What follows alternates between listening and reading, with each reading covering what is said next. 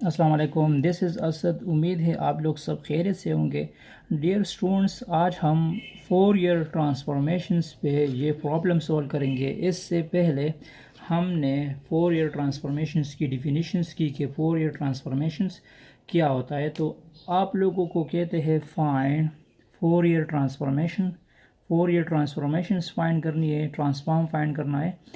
Function f of x हमें given है, ठीक है। यहाँ फंक्शंस की 2 वैल्यू है, इसको पीस वाइज फंक्शन कहते हैं। एक वैल्यू हमारे पास फंक्शन की 1 है और एक वैल्यू फंक्शन की 0 है। मतलब फंक्शन एक्स मार्ड अगर 1 से लेस होगा तो फिर हम 1 वैल्यू रख सकते हैं। एक्स मार्ड अगर 1 से ग्रेटर देन होगा फिर तो हमारे पास 0 होगी। इसको कहते हैं पीस वाइज फंक्शन। मतलब यहाँ फंक्शन की 2 वैल्यूज़ है, एक 1 है और एक 0 है। तो इसी फंक्शन का हम 4 ईयर ट्रांसफॉर्मेशन निकालेंगे। द 4 ईयर transform of the function f of x is given by, ये मैंने 4 ईयर ट्रांसफॉर्मेशन की डिफिनीशन लिखी है। F of s is equal to minus integral minus infinity to plus infinity f of x e power i s x d x, ठीक है। अब इस एफ ऑफ एक्स की जगह यहाँ पे तो हमें 2 फंक्शन गिवन है ना, एक 1 गिवन है और एक 0 गिवन है। तो और यहाँ कंडीशन भी ये है कि एक्स मार्ड जो है ये 1 से लेस है और यहाँ कंडीशन ये है कि एक्स मार्ड जो है ये 1 से ग्रेटर देन है, ठीक है।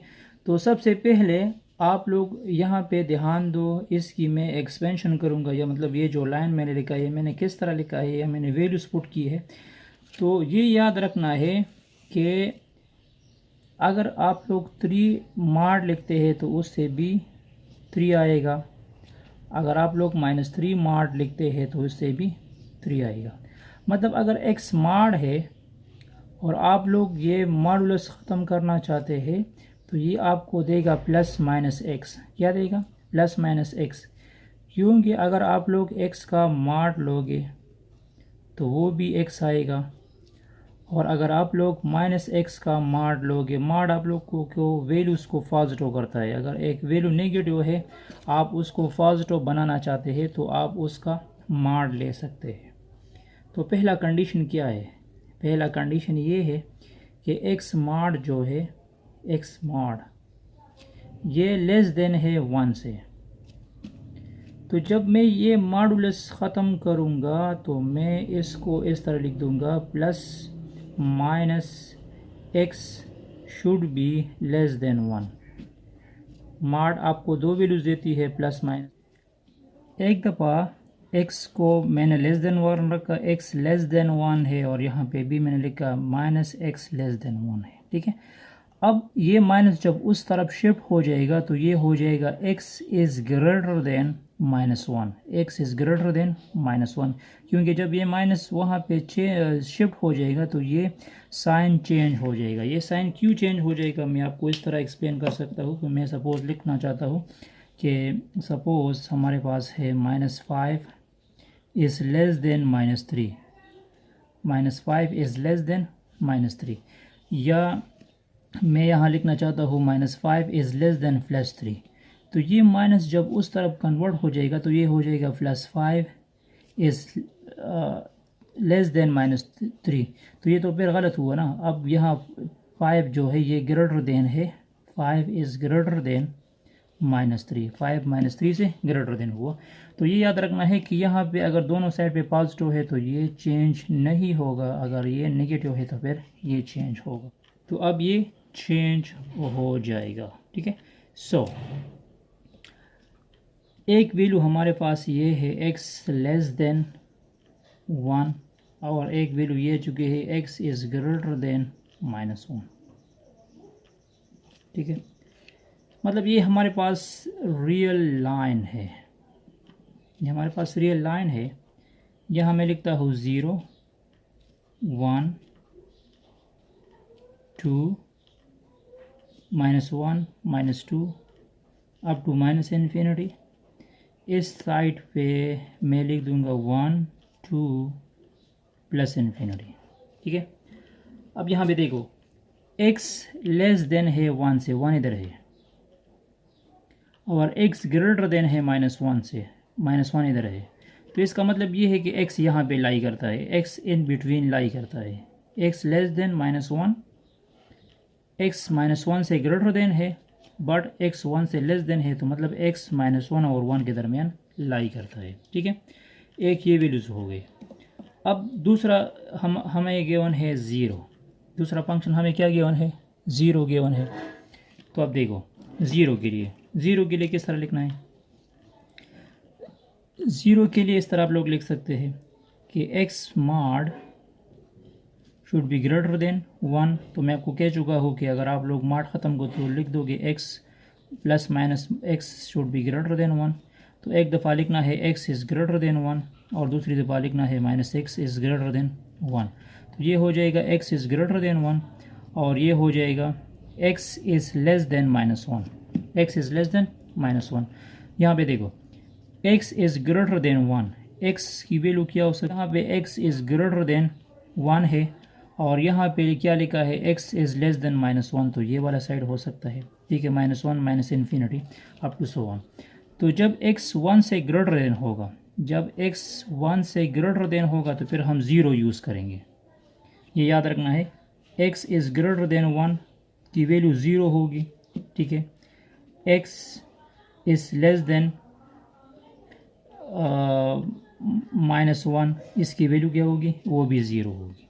ठीक है, तो x इज़ लेस देन -1 में ये वाली वैल्यू आ सकती है और इसमें ये वाली वैल्यू आ सकती है। ठीक है, अब हम क्या करेंगे, अब मैं इस तरह करूँगा, ये जो हमारे पास फोरियर ट्रांसफॉर्मेशन है, इसी इंटीग्रल की हम स्टेप्स डिफरेंट टाइप्स बनाएंगे, डिफरेंट स्टेजेस बनाएंगे।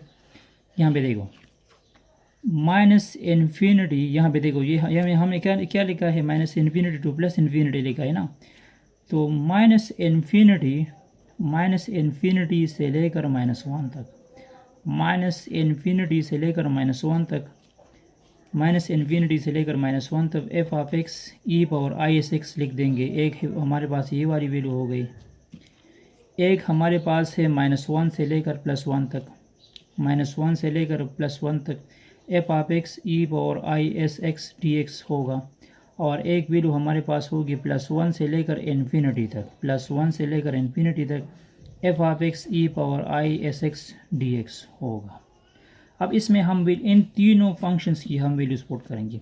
तो f ऑफ x की जगह मैं 0 पुट करूँगा। क्यों 0 पुट करूँगा, क्योंकि ये यहाँ पे लाई करता है और जब यहाँ फंक्शन की 2 वैल्यूज है, एक मतलब +1 है और दूसरी हमारे पास 0 है, तो इस f ऑफ x की वैल्यू यहाँ पे -इन्फिनिटी से लेकर -1 तक वो 0 है।